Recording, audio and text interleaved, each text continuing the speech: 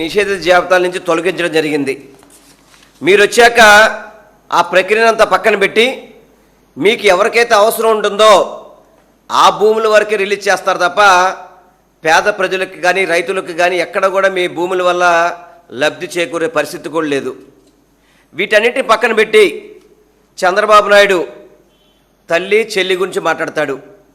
చంద్రబాబు నాయుడికి సిగ్గు శర ఉండాలి. అసలుకి మాట్లాడితే తల్లి చెల్లి గురించి ఎందుకే మీకెందుకు నాకు అర్థం కావట్లేదు.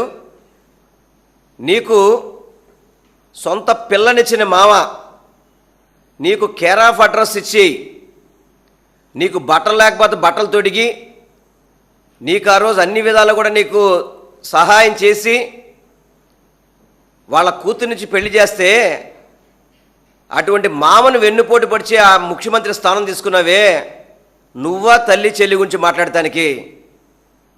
ఎవరైనా నమ్ముతారా?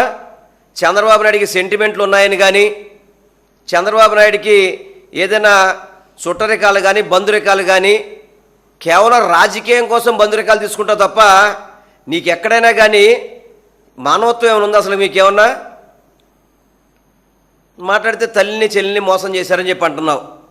మా నాయకుడు జగన్మోహన్ రెడ్డి గారు వారి చెల్లెలకి 263 కోట్లు నగదుగా ఇచ్చాడు ఆయన. నువ్వు ఎప్పుడైనా మీ చెల్లెలకి ఇచ్చావా? మీ చెల్లెలకి ఇచ్చారా? మీరు కుటుంబ సభ్యులకి ఎవరికి ఇచ్చావా నువ్వు ఎప్పుడైనా కానీ?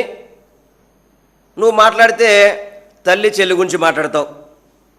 ఇవన్నీ కూడా చంద్రబాబు నాయుడు ఏంటంటే అతను ఏ ప్రజలకి మేలు చేయలేకపోవడం, ప్రజలకి మంచి చేయలేకపోవడం, ఇచ్చిన హామీలు తొంగలో తొక్కుతున్నప్పుడు డైవర్షన్ పాలిటిక్స్ అనమాట.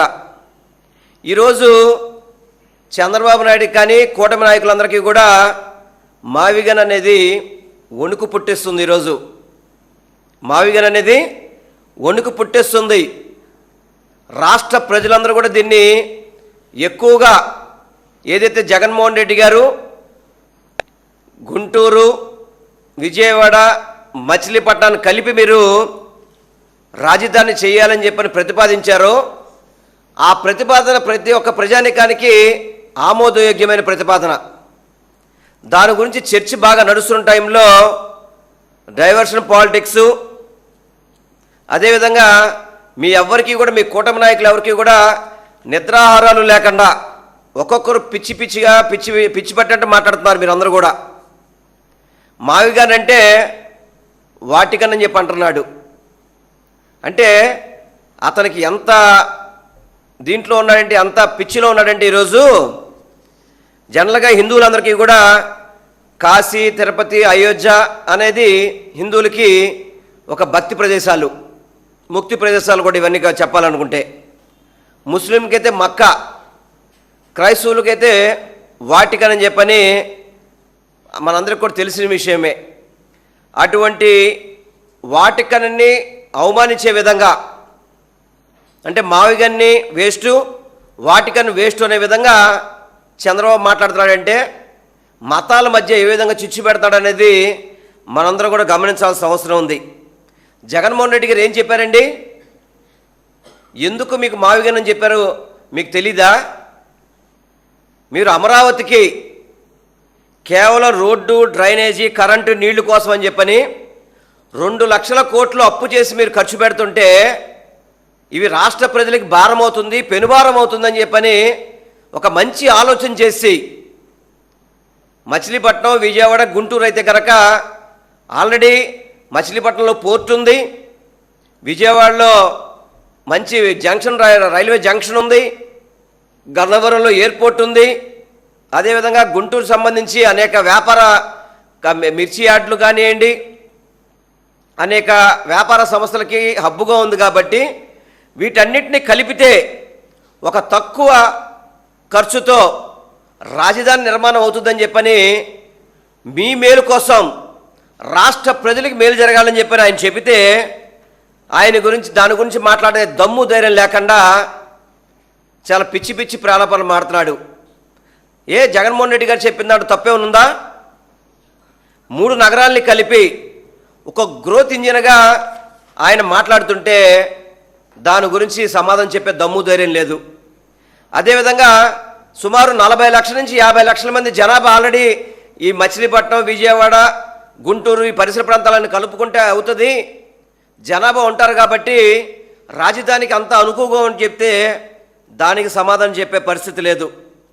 పరిస్థితి లేక ఆయన దోచుకోవడానికి కోసం అని చెప్పని ఇప్పుడు అమరావతి అనేది ఒక ఐలాండ్, ఒక ద్వీపంలో ఉంటుంది. దానికి అన్నీ కూడా మనం నిర్మించుకోవాల్సిన పరిస్థితి ఉంది. దానికోసమని ప్రత్యామ్నాయంగా జగన్మోహన్ రెడ్డి గారు చెప్పినప్పుడు మీరు కూటమిలో ఉన్న నాయకులందరూ కూడా దాని మీద పునర్పరిశీలిస్తే తప్పేమైనా ఉందా? మీకేమన్నా తప్పేమైనా ఉందా అంటున్నా.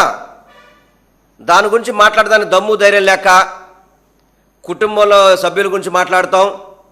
అదేవిధంగా మీ బూత్ కృష్ణ వాడైతే వైఎస్ఆర్ కాంగ్రెస్ పార్టీ నాయకుల ఫ్యామిలీలు లేడీస్ విషయం మాట్లాడడం, వాళ్ళ కించపరిచే విధంగా మాట్లాడడం. ఈరోజు అచ్చెన్నాయుడు కూడా పిచ్చి పిచ్చిగా మాట్లాడుతున్నాడు. అచ్చెన్నాయుడికి కూడా పిచ్చి బాగా ముదిరినట్టుగా ఉంది. అచ్చెన్నాయుడికి పిచ్చి పిచ్చిగా మాట్లాడుతున్నాడు. రాజశేఖర రెడ్డి గారు చనిపోయినప్పుడు జగన్మోహన్ రెడ్డి గారు ఎక్కడున్నారా అని చెప్పని. ఏమో సిగ్గుశరం ఉందా మీకేమన్నా? రాజశేఖర రెడ్డి గారి మరణం ఏ విధంగా జరిగిందో మనందరికీ తెలియదా? ఏ సంతకాల సేకరణ చేశాడు జగన్మోహన్ రెడ్డి గారు అని చెప్పి మీరు అందరూ చెప్తున్నారే. ఈరోజు బట్టి విక్రమార్క కాంగ్రెస్ తెలంగాణ డిప్యూటీ సీఎంగా ఉన్నాడు. ఆయన ఏం చెప్పాడయ్యా? మీకు వినపట్లేదా? ఈ సంతకాల సేకరణలో జగన్మోహన్ రెడ్డి గారికి సంబంధం లేదు అని చెప్పన్నాడు. ఆయన ఇప్పటికీ కాంగ్రెస్లో ఉన్నాడు కదా. రఘువీరారెడ్డి కాంగ్రెస్కి పిసిసి ప్రెసిడెంట్గా పనిచేశాడు, వివిధ శాఖలకు మంత్రిగా పనిచేశాడు.